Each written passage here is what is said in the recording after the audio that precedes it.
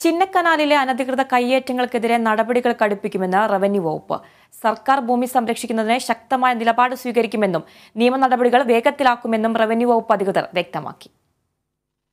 ഇടുക്കി ജില്ലയിലെ കയ്യേറ്റങ്ങൾക്കെതിരെ ശക്തമായ നടപടികളുമായാണ് റവന്യൂ വകുപ്പ് മുന്നോട്ടു പോകുന്നത്. ഇതിന്റെ ഭാഗമായി വിവിധയിടങ്ങളിലെ കയ്യേറ്റങ്ങൾ ഒഴിപ്പിച്ചിരുന്നു. ഏതാനും ആഴ്ചകൾക്ക് മുമ്പ് വെള്ളുക്കുന്നിൽ കുടുംബം കയ്യേറി കൈവശപ്പെടുത്തിയ ചിന്നക്കനാലിലെ സർക്കാർ ഭൂമി റവന്യൂ വകുപ്പ് ഒഴിപ്പിച്ചിരുന്നു.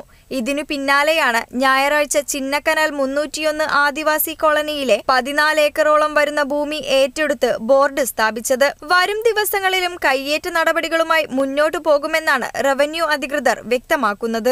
സർക്കാർ ഭൂമി ആരൊക്കെയാണെങ്കിലും അത് കൈവശം വെച്ചിട്ടുണ്ടെങ്കിലും അത് എത്രയും വേഗം തന്നെ ആ ഭൂമി തിരിച്ച് ഏറ്റെടുക്കാനുള്ള നടപടിക്രമങ്ങൾ എത്രയും വേഗത്തിൽ തന്നെ നടപടിക്രമങ്ങൾ നടത്തുകയും എത്രയും പെട്ടെന്ന് ഏറ്റ് സർക്കാരിന്റെ അധീനതയിലാക്കുകയും ചെയ്യുന്നതാണെന്നുള്ളവരും കൂടെ അറിയിക്കും. വ്യാജ പട്ടയം നിർമ്മിച്ച് ഭൂമി കൈവശപ്പെടുത്തുകയും റവന്യൂ വകുപ്പ് നിയമ നടപടികൾ സ്വീകരിച്ചപ്പോൾ കോടതിയെ സമീപിക്കുകയും ചെയ്ത കേസുകളും നിരവധിയാണ്.